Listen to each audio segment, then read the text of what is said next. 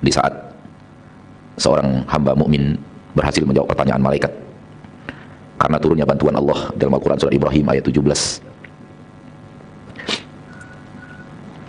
Allah mengokohkan perkataan orang yang beriman dengan perkataan yang kokoh, la ilaha illallah raditu billahi rabba wa bil islami dina wa bi Muhammadin sallallahu alaihi wasallam nabiyya wa rasulah. Di dunia dia tetap bisa mempertahankan raditu billahi rabba wa bil islami dina wa bi Muhammadin sallallahu alaihi wasallam secara perkataan, secara amalan. Sehingga di akhirat kelak, yaitu di alam barzakh, ketika dia tidak bisa menjawab pertanyaan karena ketakutannya yang luar biasa berhadapan dengan makhluk super besar, suara menggelegar, namun Allah turun tangan, bahasa kita, ikut membantu hamba-hambanya, sehingga hamba-hambanya itu yang beriman bisa menjawab pertanyaan malaikat. Namun pertolongan Allah itu tidak turun kepada mereka-mereka yang tidak beriman. Pertama, kafir, sudah pasti. Yang kedua, orang muslim, namun terlalu banyak berbuat dosa. Bahasa agamanya fajir. Setelah orang mukmin sanggup menjawab pertanyaan itu, Allah perintahkan untuk buatkan alas tidur, datangkan dari surga. Dibukakan pintu ke kuburnya dari pintu surga, sehingga dibukakan pintu mengarah ke surga. Bagaimananya ini sesuatu yang tidak bisa lagi kita ketahui dan sesuatu yang tidak bisa kita bicarakan, karena ini alam yang berbeda sudah. Alam kubur alam yang berbeda. Kok bisa ya? Para ulama ketika bicara alam kubur mengatakan kepada kita, coba lihat alam mimpi.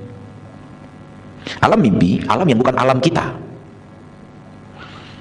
Ternyata di sana kita bepergian, bertemu orang yang kita cintai, di sana kita menangis, di sana kita tertawa, tapi badan kita begitu-begitu aja. Orang yang duduk di samping kita lagi baca buku, istri atau suami kita nggak tahu kita lagi ngapain, padahal kita lagi bahagia-bahagianya di alam mimpi kita. Betul tidak? Tapi alam yang tidak bisa kita lagi, alam tidak bisa mendeteksi sudah, karena dia alam yang berbeda. Sehingga kata para ulama, kalau ingin tahu bagaimana alam kubur ini, ya nggak bisa, karena itu alam yang berbeda. Tapi alam yang berbeda, masa iya bisa Allah datangkan alam mimpi, alam yang berbeda dengan alam kita? Kok bisa? Tuh rasakan sendiri kalau nggak bisa. Ternyata bisa. Ya, kita berada di alam yang berbeda, tak terlihat oleh orang yang di samping kita yang terlihat cuma lagi tidur gitu. Ternyata dia sedang, masya Allah. Tapi kalau sudah Nabi yang mengatakannya, pasti itu ada. Camkan satu kaidah penting. Kalau sudah Allah bicara, kalau sudah Nabi yang berbicara, yakini, seyakin kita melihat matahari jam 12 siang. Gak gampang melatihnya itu. Tapi harus bisa. Usahakan bisa. Kalau Allah yang berbicara begini, dari bicara masalah gaib, Rasul mengatakan begini, yakin saya ini pasti terjadi, seyakin saya melihat ada matahari di siang hari itu. Kalau tidak begitu kita dengan keyakinan ini, takutnya kita ragu.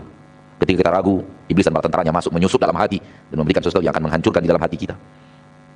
Ya. Dibukakan pintu ke surga, masuklah hawa surga, masuklah wangi-wangian surga. Masya Allah. Lalu apa? Lalu didatangkan seseorang berwajah tampan. Kalau dia laki-laki, berwajah cantik jelita. Kalau dia wanita, menemaninya. Orang ini berpakaian bagus sekali, aromanya wangi sekali. Wajahnya sudahlah ganteng. Kita laki-laki ditemani orang ganteng, aromanya wangi, pakaiannya bersih, klimis. Kita wanita ditemani seorang teman yang cantik jelita, pakaiannya masya Allah luar biasa, aromanya wangi. Aduh, enak sekali. Lalu dia memberikan kepada kita begini, abshir billadhi yasurruk. Bergembiralah wahai engkau fulan, bergembiralah engkau, sesuatu kegembiraan akan selalu datang kepadamu. Selamat. Kita pun heran, ini siapa orang ini? Saya nggak kenal dia, saya nggak tahu dia, tiba-tiba datang, tapi kayaknya oke, orangnya orang baik gitu. Wajahnya, pakaiannya, aromanya orang baik kayaknya. Tapi kita nggak kenal itu siapa. Tiba-tiba memberikan kabar gembira kepada kita, bergembiralah engkau di sini, selamat ya, engkau dapat kebahagiaan, engkau dapat kegembiraan, bergembiralah selama engkau di sini, berbahagialah.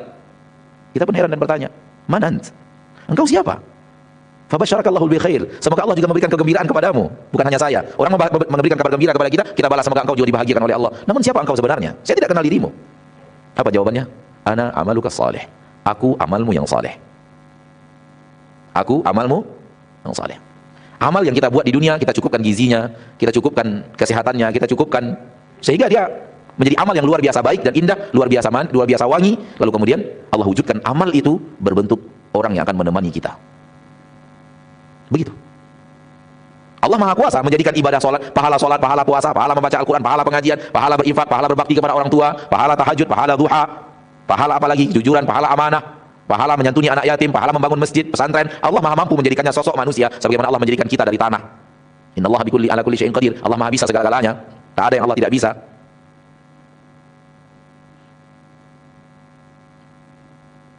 Maka orang itu menjawab, ana amaluka salih, aku adalah amalmu yang saleh. Fa wallahi, dia berkata, demi Allah, aku tidak kenal dirimu. Amal yang berbicara kepada kita.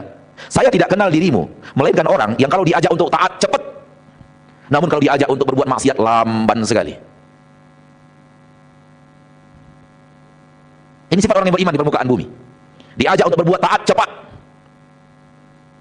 Amalnya bercerita tentang siapa jasad yang membuat amal itu, sehingga amal itu yang berbicara, demi Allah saya tidak kenal engkau kecuali orang yang gampang, semangat, cepat kalau diajak untuk taat, lamban, susah kalau diajak untuk maksiat. Itulah dirimu.